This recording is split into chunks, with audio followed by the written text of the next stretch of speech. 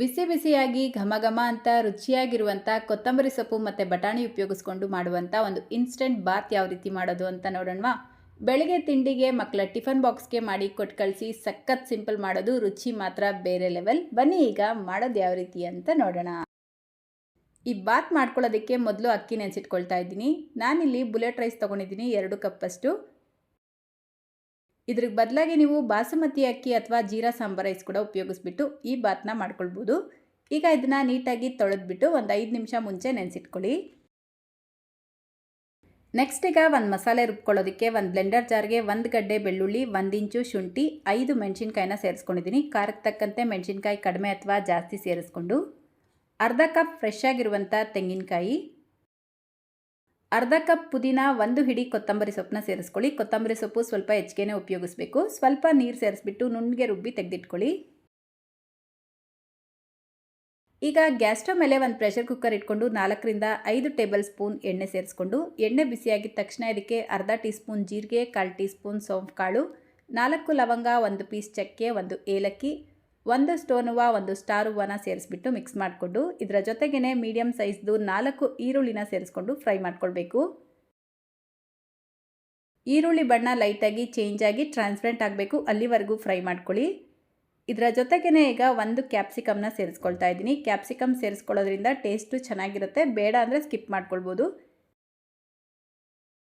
Capsicum ಸೇರಿಸ್ಬಿಟ್ಟು 1 ನಿಮಿಷ ಇದನ್ನು fry ಮಾಡಿಕೊಂಡು, ನಾವು ಮೊದಲೇ ರುಬ್ಬಿಟ್ಕೊಂಡಿರುವಂಥ ಮಸಾಲೆ ಪೇಸ್ಟು ಸ್ವಲ್ಪ ನೀರು ಸೇರಿಸ್ಕೊಂಡು 3 ರಿಂದ 4 ನಿಮಿಷ ಈ ಮಸಾಲೆನ ಚೆನ್ನಾಗಿ ಫ್ರೈ ಮಾಡ್ಕೊಳ್ಬೇಕು. ಈ ಮಸಾಲೆಯಲ್ಲಿರುವಂಥ ರಾ ಸ್ಮೆಲ್ ಕಂಪ್ಲೀಟಾಗಿ ಹೋಗಬೇಕು, ಅಲ್ಲಿವರೆಗೂ ಫ್ರೈ ಮಾಡ್ಕೊಳ್ಳಿ. ನೋಡಿ 3-4 ನಿಮಿಷಕ್ಕೆ ಮಸಾಲೆ ಚೆನ್ನಾಗಿ ಫ್ರೈ ಆಗಿರುತ್ತೆ. ಈಗ ಇದಕ್ಕೆ 1 ಕಪ್ ಬಟಾಣಿ, 1 ಆಲೂಗಡ್ಡೆನ ಸೇರಿಸ್ಕೊಂಡು ಮಿಕ್ಸ್ ಮಾಡ್ಕೊಳ್ತಾ ಇದ್ದೀನಿ. ಇದರ ಜೊತೆಗೇ ರುಚಿಗೆ ತಕ್ಕಷ್ಟು ಉಪ್ಪು ಸೇರಿಸ್ಕೊಂಡು ಮತ್ತೆ 1-2 ನಿಮಿಷ ಫ್ರೈ ಮಾಡ್ಕೊಳ್ಬೇಕು. ಈಗ ಬಟಾಣಿ ಸೀಸನ್ ಆಗಿರೋದ್ರಿಂದ ನಾನಿಲ್ಲಿ ಫ್ರೆಶ್ ಆಗಿರುವಂಥ ಬಟಾಣಿ ಉಪಯೋಗಿಸ್ತಾ ಇದ್ದೀನಿ. ಸೀಸನ್ ಮುಗಿದ ಮೇಲೆ ನೀವು ಬೇಕಿದ್ರೆ ಒಣಗಿದ ಬಟಾಣಿನ ರಾತ್ರಿ ಇಡೀ ನೀರಲ್ಲಿ ನೆನೆಸಿಟ್ಬಿಟ್ಟು ಉಪಯೋಗಿಸ್ಕೊಳ್ಬೋದು. ಈ ಬಟಾಣಿ ಆಲೂಗಡ್ಡೆ ಎಲ್ಲ ಮಸಾಲೆ ಜೊತೆಗೆ ಚೆನ್ನಾಗಿ ಫ್ರೈ ಮಾಡಿಕೊಂಡು 5 ನಿಮಿಷ ಮುಂಚೆ ನೆನೆಸಿಟ್ಕೊಂಡಿರುವಂಥ ಅಕ್ಕಿ ಸೇರಿಸ್ಕೊಂಡು ಮಿಕ್ಸ್ ಮಾಡ್ಕೊಳ್ಳಿ. ಈಗ ಯಾವ ಕಪ್ಪಲ್ಲಿ ಅಕ್ಕಿ ಅಳತೆ ಮಾಡ್ಕೊಂಡಿದ್ರೋ ಸೇಮ್ ಅದೇ ಕಪ್ಪಲ್ಲೇ 3-3/4 ಕಪ್ ನೀರು ಸೇರಿಸ್ಕೊಳ್ಬೇಕು. ಅಂದರೆ 1/4 ಕಪ್ ನೀರು ಕಡಿಮೆ ಸೇರಿಸ್ಬಿಟ್ಟು ಒಂದ್ಸಲ ಮಿಕ್ಸ್ ಮಾಡಿ ಇದನ್ನು ಕುದಿಯೋದಕ್ಕೆ ಬಿಡಬೇಕು. ನೋಡಿ ಈ ರೀತಿ ಇದು ಚೆನ್ನಾಗಿ ಕುದಿ ಬಂದಿದ ತಕ್ಷಣ ಮತ್ತೆ 1-2 ನಿಮಿಷ ಹೈ ಫ್ಲೇಮಲ್ಲಿ ಇದೇ ರೀತಿ ಕುದಿಯೋಕ್ಕೆ ಬಿಡಬೇಕು. 2 ನಿಮಿಷಗಳ ನಂತರ ಒಂದ್ಸಲ ಮಿಕ್ಸ್ ಮಾಡಿಬಿಟ್ಟು ಅರ್ಧ ಟೀ ಸ್ಪೂನ್ ಗರಂ ಮಸಾಲ, ಅರ್ಧ ಟೀ ಸ್ಪೂನ್ ಕಸೂರಿ ಮೇಥಿ, ಅರ್ಧ ಟೀ ಸ್ಪೂನ್ ತುಪ್ಪ ಸೇರಿಸ್ಬಿಟ್ಟು ಒಂದ್ಸಲ ನೀಟಾಗಿ ಮಿಕ್ಸ್ ಮಾಡಿಕೊಂಡು ಲಿಡ್ನ ಕ್ಲೋಸ್ ಮಾಡಿ ಹೈ ಫ್ಲೇಮಲ್ಲೇ 1 ವಿಷಲ್ ಕೂಗಿಸ್ಕೊಳ್ಬೇಕು.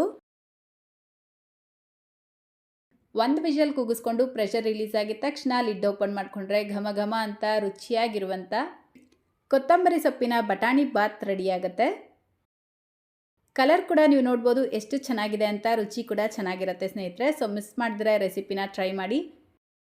ಇದನ್ನು ಕಾಯಿ ಚಟ್ನಿ ಅಥವಾ ರಾಯ್ತಾ ಜೊತೆಗೆ ಟೇಸ್ಟ್ ಮಾಡಿ, ಸೂಪರ್ ಆಗಿರುತ್ತೆ. ಸೊ ಇವತ್ತಿನ ರೆಸಿಪಿ ಇಷ್ಟ ಆಗಿದ್ರೆ ಲೈಕ್, ಶೇರ್, ಕಾಮೆಂಟ್ ಮಾಡೋದನ್ನು ಮರಿಬೇಡಿ. ಚಾನಲ್ನ ಹೊಸದಾಗಿ ನೋಡ್ತಾ ಇದ್ದರೆ ಪ್ಲೀಸ್ ಸಬ್ಸ್ಕ್ರೈಬ್ ಮಾಡ್ಕೊಳ್ಳಿ. ಇದೇ ರೀತಿ ಮತ್ತೊಂದು ರೆಸಿಪಿಯೊಂದಿಗೆ ಸಿಗೋಣ. Thank you.